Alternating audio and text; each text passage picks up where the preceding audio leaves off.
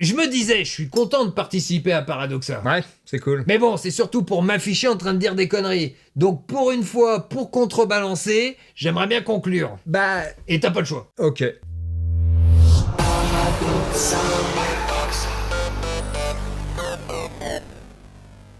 Je vous emmène sur la place des Vosges, c'est l'une des plus belles places de Paris. Avant de m'attaquer au fond de cette vidéo, je voulais dire que c'est quoi cette démarche ?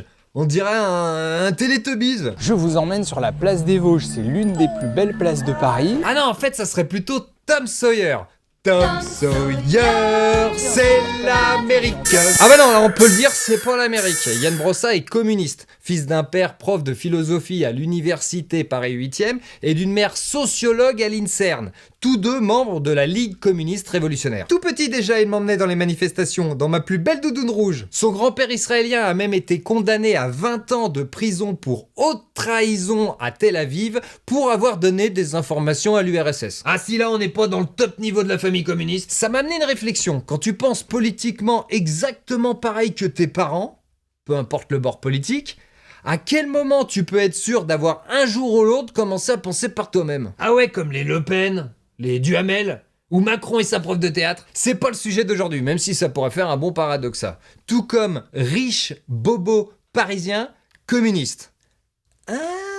Eh oh, y a pas moyen que je m'habille en Tom Sawyer, je préfère encore ce costume rouge. Passons, Yann Brossa est sénateur de Paris, conseiller de la grande métropole de Paris, conseiller de Paris, et il a longtemps été adjoint d'Anne Hidalgo en tant que chargé du logement. D'où cette vidéo. Et ici, dans un immeuble qui appartient à la ville de Paris, qui était vide depuis quelques années, nous avons décidé de faire 17 logements sociaux. On se demande direct si c'est un acte symbolique fort ou de la pure démagogie.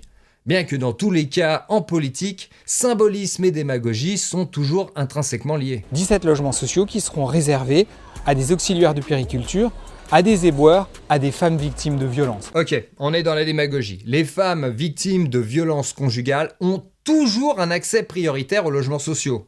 C'est un fait. Il y a des dispositifs mis en place par l'État et par les associations pour veiller à ça. Et c'est que j'ai insisté pour qu'exceptionnellement on fasse comme d'habitude. Si bien que j'ai un petit peu peur que pour lui, les auxiliaires de vie et les éboueurs, c'est censé représenter démagogiquement les pauvres à aider. Alors que les deux métiers, ils gagnent plus que moi. 1500 € minimum pour un éboueur à Paris. C'est pas non plus le Pérou. Pour une auxiliaire de vie, c'est un peu plus, 1900 minimum. J'ai regardé, c'est en effet loin d'être trop bien payé pour ne pas revendiquer un logement social. Après, les plafonds sont vachement hauts, je trouve. Avec ma femme, on serait large. On serait peut-être même pas obligé de déclarer les enfants et de les garder, finalement. Ah, je pense qu'on pourrait être bientôt la moitié des Français à pouvoir avoir un logement social dans la France de Macron. Le truc, c'est que les auxiliaires de puériculture et les éboueurs sont loin d'être les plus précaires. Alors, est-ce que ça relève pas un petit peu de la démagogie d'avoir cité ces métiers ? Genre, la volonté du peuple est d'aider en priorité ces gens-là. Évidemment, c'est que les auxiliaires de puériculture, elles s'occupent de vos pénibles enfants, amis parisiens. Et les éboueurs ramassent vos saletés. Ah, caca! Donc on a bien besoin d'eux, et eux, ils ont bien besoin de notre soutien. Les 3e et 4e arrondissements de Paris, c'est pas le bassin fertile des IME, PMI et autres maternités. Donc je pense que les candidates vont être assez rares pour ces logements. Sauf si c'est déjà qui veut mettre dedans. Mais bon, je suis pas sûr qu'il a le droit. De préempter ? Non, pas sûr. Nous l'avons fait et nous avons fait ce choix-là plutôt par exemple que de vendre cet immeuble au plus offrant et d'entretenir la spéculation immobilière. Ah merde, il y avait que 2 choix. Ah bah c'est pour ça aussi, parce qu'on parle quand même d'un ancien hôtel de 1200 mètres carrés classé monument historique. Alors que c'est con, je sais pas, on aurait pu en faire un musée, mais bon, il y en a déjà pas mal. Ou alors un hôtel, à nouveau, mais réservé aux touristes français de faible revenu. Pourquoi pas, tu sais, et ouais. Ou alors, une école d'hôtellerie publique et gratuite pour entretenir le prestige français. Ou une salle de shoot! Ah, lâche-nous les baskets, Anne. Surtout que, pour l'anecdote, l'hôtel appartenait avant à Théophile Gautier et il en avait fait don à Paris à la condition d'en faire un lieu d'enseignement. Ce qu'ils ont fait, mais bon, au bout d'un moment... C'est du conservatisme, on en fera une salle de shoot! Alors bien sûr, comme d'habitude, j'ai entendu la droite parisienne hurler et nous expliquer que c'était un projet qui allait être particulièrement coûteux. 7 millions d'euros quand même. C'est faux, puisque c'est un immeuble qui appartient à la ville de Paris. Oui, mais 7 millions d'euros de travaux de rénovation quand même. Et à chaque fois qu'on fait du logement social dans les beaux quartiers, la droite parisienne hurlent. Je suis pas de la droite parisienne, mais 7 millions d'euros pour 17 logements, ça fait environ 412 000 euros par logement, juste pour de la rénovation. Là où le coût moyen d'un logement social neuf en 2025 est de 180 000 euros pour 60 mètres carrés. 20 petits % d'augmentation quand même lors du dernier mandat de Monsieur Macron. Bon, évidemment, c'est quasiment 50% plus cher en région parisienne. Donc bingo, 250 000 euros. Mais ça veut quand même dire qu'avec seulement le prix des rénovations, on pouvait faire 28 logements neufs ailleurs. Et je tente même pas le calcul s'ils avaient vendu l'hôtel au plus offrant. Certes, en entretenant la spéculation immobilière.